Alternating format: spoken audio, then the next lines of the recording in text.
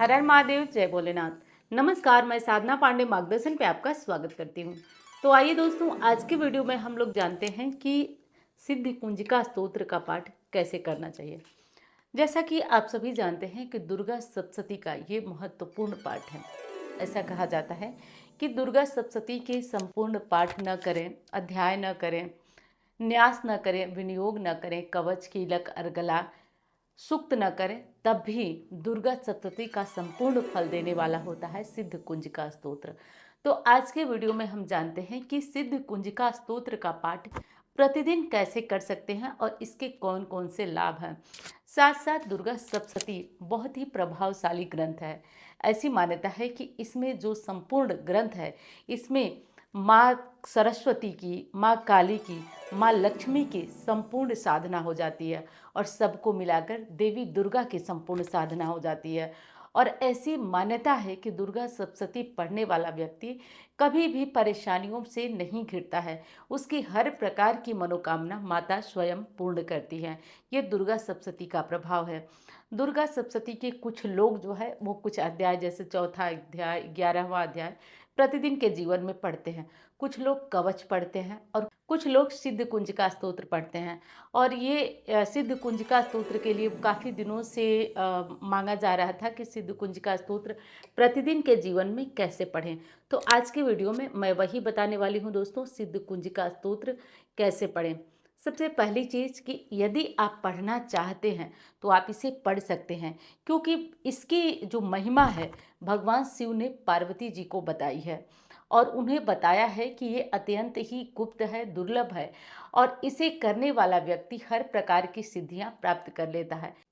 यहाँ तक कि कहा गया है कि सिद्ध कुंजिका स्तोत्र का पाठ प्रतिदिन के जीवन में भी किया जा सकता है।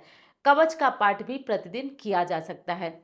शास्त्र में भी ये भी मान्यता है कि अगर कोई व्यक्ति दुर्गा सप्तशती का केवल सिद्ध कुंजिका स्तोत्र का पाठ प्रतिदिन करने लगता है तो मनचाही वस्तु उसे प्राप्त हो जाती है।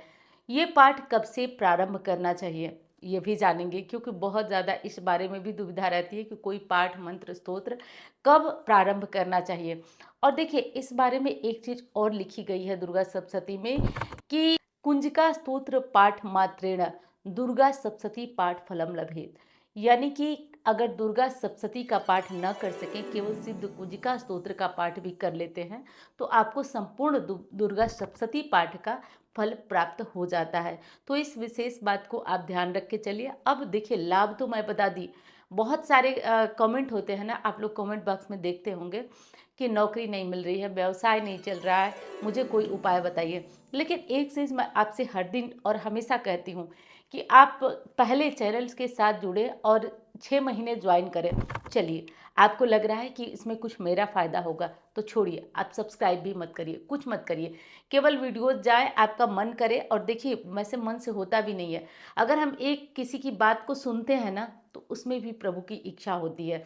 तो ऐसे तो नहीं सुन सकते, लेकिन अगर इच्छा बने तो आप वीडियोस को सुने और कोई भी 1 या 2 उपाय लेकर के उसे करना शुरू करें।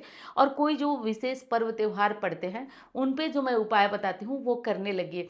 निश्चित तौर पे साल 6 महीने में ज़रूर आपके जीवन में चमत्कार होगा। तो कमेंट में आप लोग लिखते हैं कि ये उपाय बताइए, वो उपाय बताइए, और मैं कहती हूँ कि आप लोग जो वीडियो बताती हूँ कमेंट में मैं कितना टाइप कर सकती हूँ, कितना आपको बता सकती हूँ। तो इस चीज़ को समझिए। जैसे आज का ही विषय ले लीजिए, अगर आप सारी विषय को छोड़े इसी को कुंजिका स्तोत्र का पाठ ही करना प्रारंभ करते हैं तो आपको बहुत फल की प्राप्ति होती है। तो आप इस कार्य को कर सकते हैं। अब देखिए, ये तो कुंजिका स्तोत्र की बात हो गई। अब बात कर लेती हूँ देवी कवच, दुर्गा कवच की। देखिए, काफ़ी डर लगता है ना, बहुत सारे लोग हैं जो कि डरते हैं कि अ, अभी हम जा रहे हैं, कहीं कोई दुर्घटना हो जाए, कोई दिक्कत हो जाए। तो ऐसी स्थिति में कवच का पात्र पाठ, और ये मैं नहीं कह रही हूँ, ये दुर्गा सप्तशती में ही बताया गया है कि कवच का पाठ कर कर यात्रा करने से किसी भी प्रकार की कोई हानि नहीं होती है।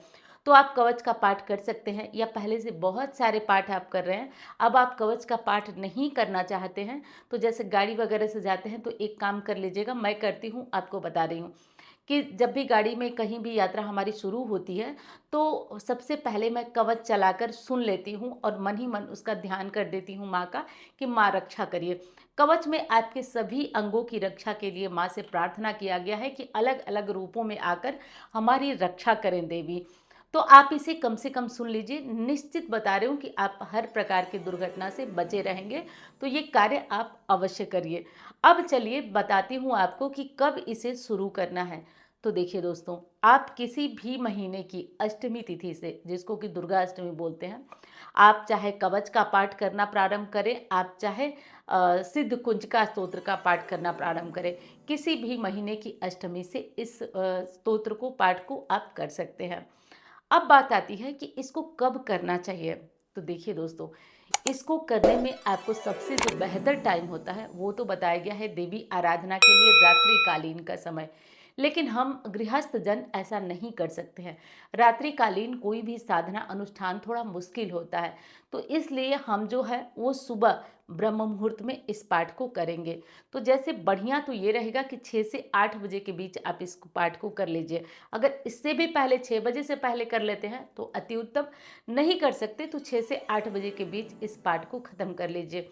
अच्छा, एक चीज़ और बता दूं आपको कि बाकी सारे पाठ स्तोत्र मंत्र अक्सर मैं एक वीडियो बनाई हूँ, शायद आप इसके बाद देखें या पहले देख चुके होंगे तो कमेंट में बताइएगा कि कौन सा मंत्र जो है वो लहसुन प्याज खाकर नहीं पढ़ना चाहिए। तो वैसे ही मंत्रों में देवी की आराधना है, साधना है, उनका मंत्र है। कभी छूट जाता है तो उसे शाम को मत पढ़िएगा, क्योंकि लहसुन प्याज खाकर देवी का कोई भी मंत्र नहीं पढ़ा जाता है। जो लहसुन प्याज नहीं खाते हैं वो शाम के टाइम इस मंत्र को पढ़ सकते हैं। अब बात आती है कि दैनिक जीवन में पढ़ें तो ब्रह्मचर्य का पालन कैसे हो। तो देखिए, जो रोज पढ़ते हैं वो इस तरह के नियम न लें, लेकिन हाँ, मांस मदिरा इस तरह के खाने वाले लोग इस स्तोत्र को, इस मंत्र को, इस पाठ को न करें। तो ये चीज़ आपको ध्यान रखना है और ध्यान रख कर के ही इस पाठ को करना है। अब दूसरी जो बात आती है वो काफ़ी महत्वपूर्ण है, सावधानियां मैं बता दी। एक और सावधानी है जिसका कि ध्यान आपको अनिवार्य रूप से रखना है। वो है दोस्तों कि आप जब भी दुर्गा सप्तशती का या फिर कवच का या फिर आप सिद्ध कुंज का स्तोत्र का पाठ कर रहे हैं तो बहुत ही शुद्ध उच्चारण करिएगा। अशुद्ध उच्चारण से अर्थ का अनर्थ हो जाता है, तो ऐसी गलती न करिएगा। क्योंकि दुर्गा सप्तशती को माना जाता है कि ये कर्म कांड है। और दूसरों को छोड़िए, मैंने अपने पापा को देखा है, पापा आज भी करते हैं। आज की बात बताऊं तो आज भी नवरात्रि में करते हैं। हर नवरात्रि में वो अपनी अलग अलग जो उनकी इच्छाएं होती हैं, मतलब उनकी क्या, बच्चों के लिए, कभी किसी के लिए, कभी किसी के लिए, तो वो संकल्प लेते हैं और संकल्प लेकर के दुर्गा सप्तशती का पाठ करते हैं, अनुष्ठान करते हैं हर नवरात्रि में। तो और हर नवरात्रि में वो 13 अध्याय प्रतिदिन पढ़ते हैं, मतलब प्रॉपर जो होता है नियम वो करते हैं। और माता उनकी सुनती हैं, सब कुछ पूर्ण करती हैं। लेकिन ये पापा का भी कथन है कि अशुद्ध उच्चारण नहीं होना चाहिए। ना पढ़ें ठीक है, लेकिन अशुद्ध उच्चारण नहीं होना चाहिए। और अगर आप मान लीजिए, वैसे तो सबसे बढ़िया संस्कृत होता है, लेकिन संस्कृत नहीं पढ़ पाते हैं तो आप हिंदी उच्चारण करें।